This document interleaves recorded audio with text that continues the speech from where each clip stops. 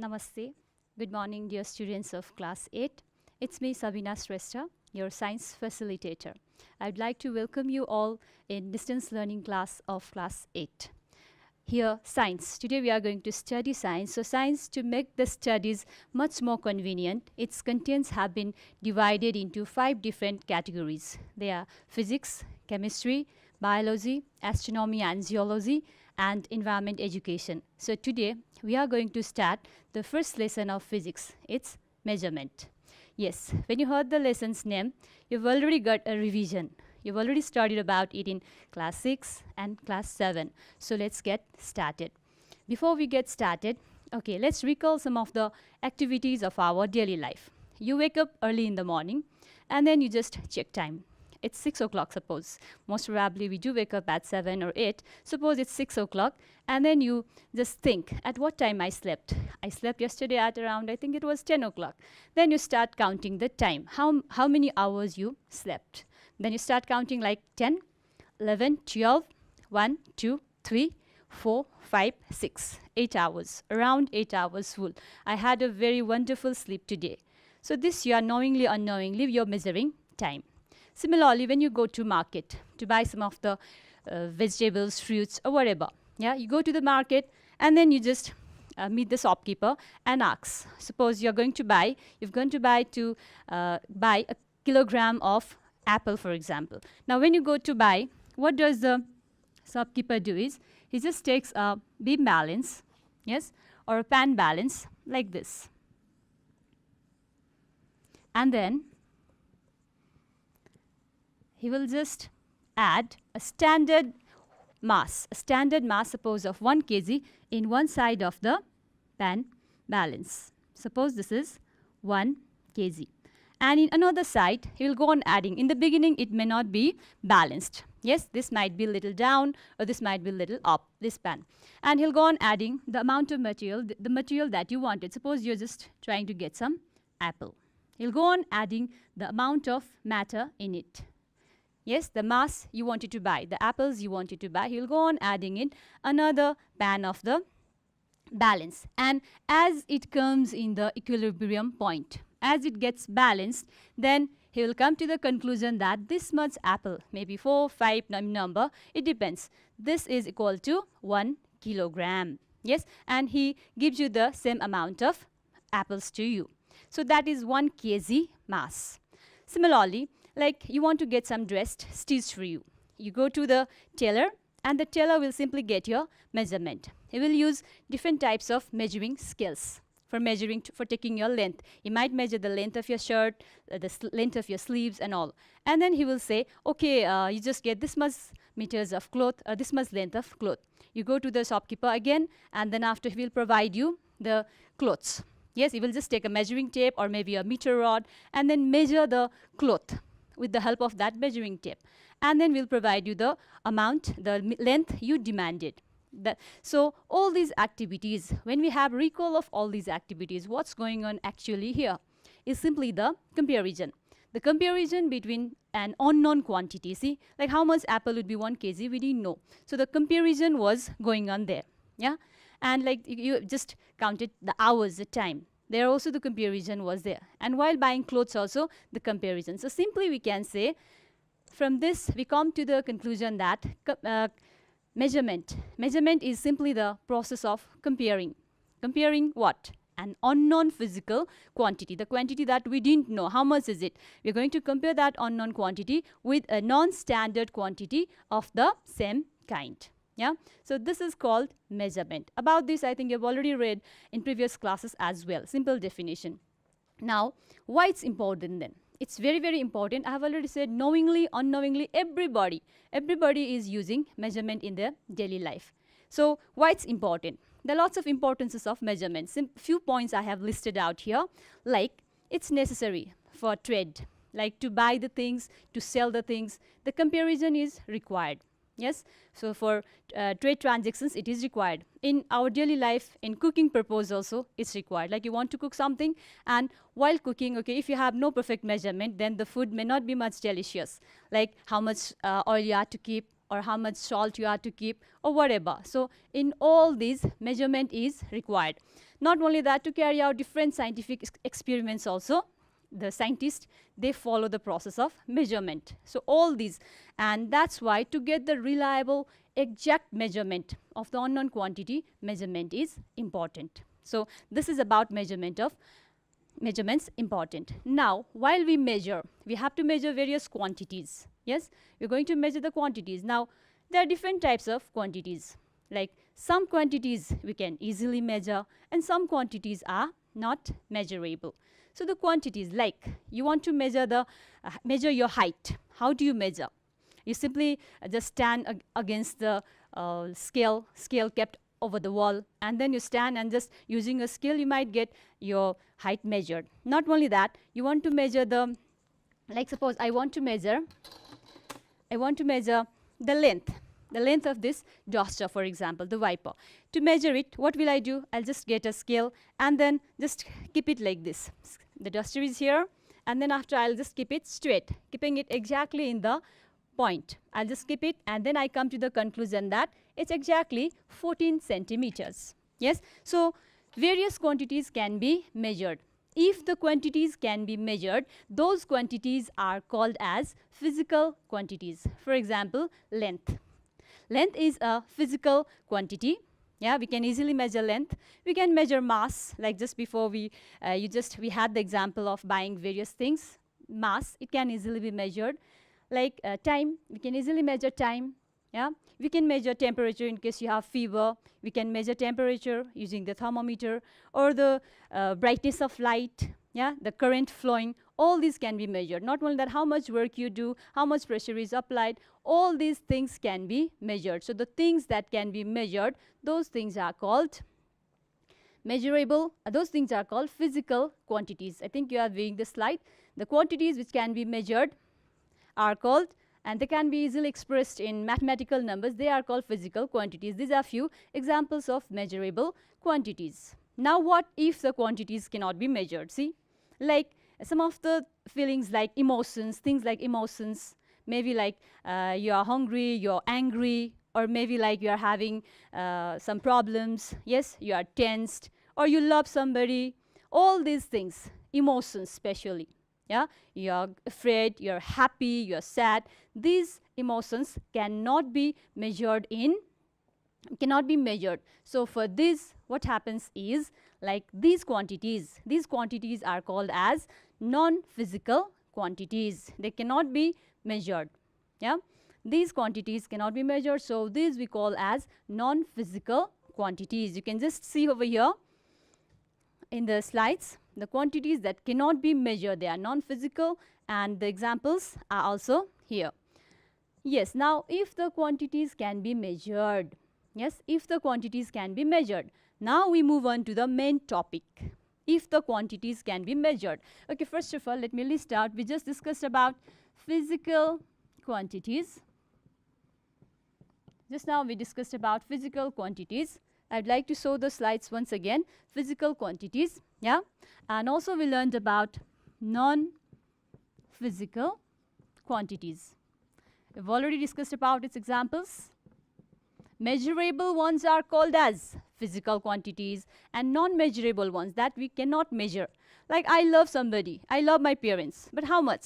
We will say I love this much, the whole around the universe. But is that the example? Of course, that can be taken as example, but that is not measurable. How much is all around the universe? Yes, so in such case, if it's non-measurable, it is non-physical.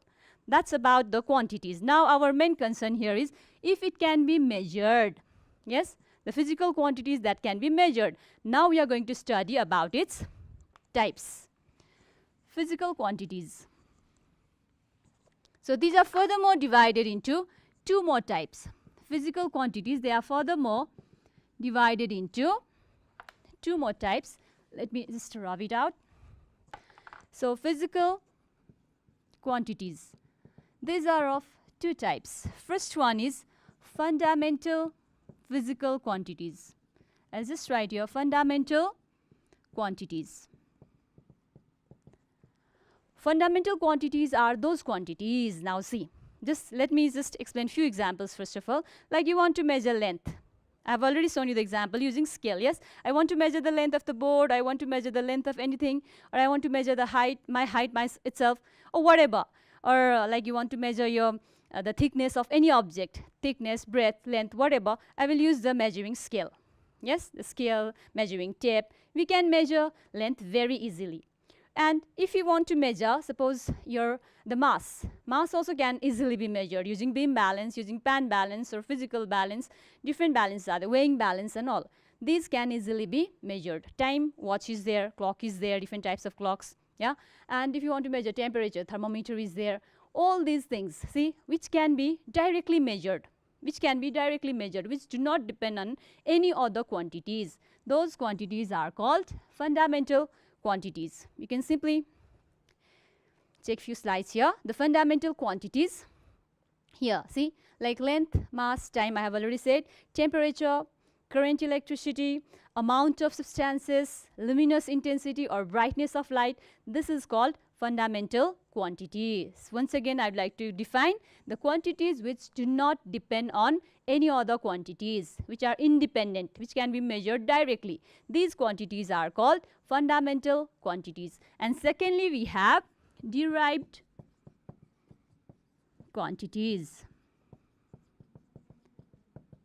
Now derived, when we just have a view at this word derived, it's much clear. With the word only, we get the complete definition. Derived, of course, it's derived from some other quantities. Now, some other quantities means which quantity? Yes, from fundamental quantities. So, derived quantities are those quantities which are derived from fundamental quantities. That means it depends upon other quantities. Let's take some examples. You want to measure, for example, okay, simply the surface area of this duster. Yeah, you want to measure the surface area simply. So what do? We need to measure its length, we need to measure its breadth. Simply the plain surface area. Like this we take, and simply like here for example. Okay. I'll just measure its length using the scale. I will simply measure its length here. Just before we found it was 14 centimeter. Sorry, it was 14 centimeter. And if I measure its breadth, it would be, it's 5. Yes. So, if I have to find the area, the surface area of this duster, so how do we find out? Area. So, if you have to find area is length. We all know it's a rectangular object. So, the surface area of simple rectangular object, its area is length into breadth. It's length into breadth. Now, if we have to find the area without length, without breadth, can we find the area? No, it's not possible at all. Yes, so this area, this quantity is completely dependent upon length and breadth, which are the fundamental quantities. So we can say area is a derived quantity. Area is a derived quantity. Similar, we do have many other examples. Volume, if you want to find volume of a cuboid, it's also similarly like this, length into breadth into height. Like here, volume, length into breadth into height. I'll write in short. Yeah. We need to find length of the object, breadth of the object and height of the object. Though it's length, breadth, height, these all are the type of lengths. Yes. So, here we can say like volume. To find volume, it's dependent upon these quantities. So, this is also a derived quantity. If we talk about more, we have more examples like speed. Okay. If you want to find the speed, we all know in class 7, these all are the things that you have already studied in class 7. To find the speed, what do you have to do? You should know first of all how much distance is traveled and in how much time. So, distance traveled, of course, it's a length and the time taken. Yes. So, these both are the fundamental quantities, and without these fundamental quantities, we can never find this speed. So, it's also a derived quantity. Similar, we have more examples like work, power, pressure, all these, acceleration, all these are derived quantities. Okay, till now we have discussed about first of all measurement, then physical and non-physical quantity. Under physical, we discussed about fundamental quantity and derived quantities. Yes. Now, if we are clear up to here, then let me move to another topic, Like just let me recall the slides once. It's already explained. You can just check out. Area, length into breadth. Volume, length into breadth into height. Speed, distance traveled upon time taken.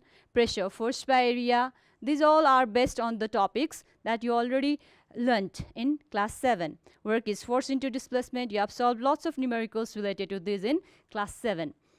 Now, we are going to move to units. So, units. It's, okay, to start up with the topic, we were saying like, we were discussing before, like you want to buy something. You'll go to market, you wanted some amount of fruits. You'll go to market and say, suppose sugar, you wanted to buy some amount of sugar. You go to market and you ask, okay, give me little sugar. Little means how much will you give? Yes? And then to make the shopkeeper much clear, give me 2 sugar. 2 means what does it mean? It gives no sense at all. Yes? The pure numerical number in physics, it's actually meaningless. So it must be represented by a certain standard quantity, yeah, behind it. For example, if you just go and say, give me 2 kilograms of sugar, then it would be much more clear. Yes? When you go to a shop and ask, okay, give me 2 kilograms of sugar, then the shopkeeper would be much more clear, like how much to give. If you write just 2, what does this 2 mean? Whether this 2 is 2 hour or what does it mean? Whether it is 2 seconds or 2 degrees Celsius, it's not clear. So, to make the meaning, to give the meaning to the quantity, a unit is used. So, we can define unit as a standard quantity. Unit is a standard quantity. And in terms of units, all other physical quantities are measured. Okay? Like in terms of units only, all these physical quantities that we learned, which are measurable, all these quantities are represented or explained, presented. Like for example, if I say 2 kg, I'll be much more clear that I wanted to say about mass. If I write here 2 hours or maybe 2 seconds or whatever, see, like this both represented time. Yes? If we say like for example 2 meters, yes, then it's also representing time. Sorry, it's representing length. So these are the units which complete the sense of the number. Like if I say only 2, 3, 4, it gives no sense at all. So this is unit. You can just check the definition. The unit is a standard quantity in terms of which the other physical quantities can be measured. So again now, units are also of 2 types. This is the main topic that we have to focus here. Units. Units are of 2 types. The first one is fundamental units. Okay, again like before, you remember fundamental quantities.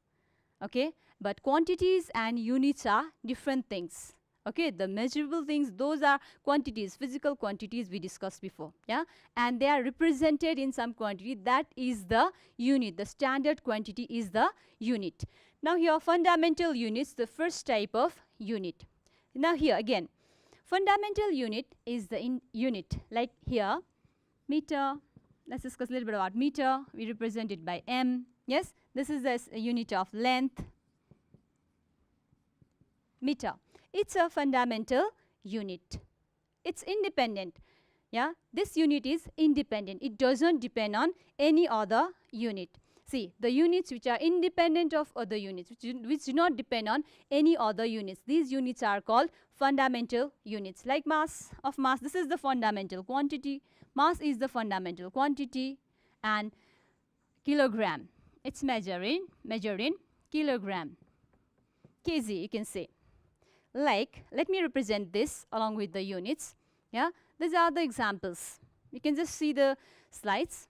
Length. Length is the fundamental quantity and its unit is meter. Yeah, we can directly get meter. You're seeing like SI unit is written over there. Don't get confused. We have already discussed about system international or international system of units in previous classes.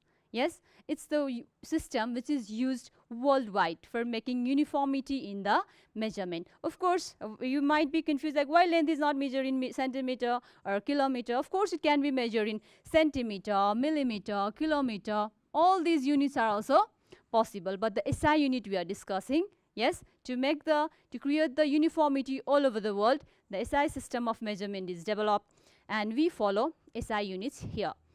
Another one like mass. Of course, mass can be measured in different order units like milligram, kilogram, centigram, yes, quintal, tons, different other units are there. But the main unit, SI unit of mass is kilogram. You can see in the slides there. Third one we have time. Yes, time, SI unit. Other different units are there, but the SI unit is second.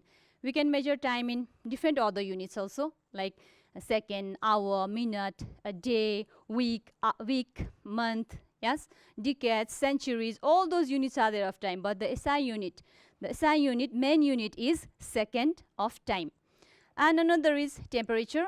The SI unit of temperature is Kelvin, whereas it can also be measured in degree Celsius or degree Fahrenheit, but its SI unit is Kelvin. And you can see over there it's been written in small k.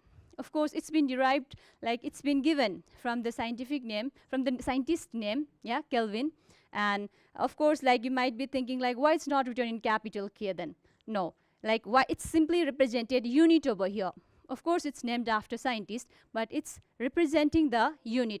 That's why it's written small k, Kelvin. But while writing its symbol, we represent it with capital K.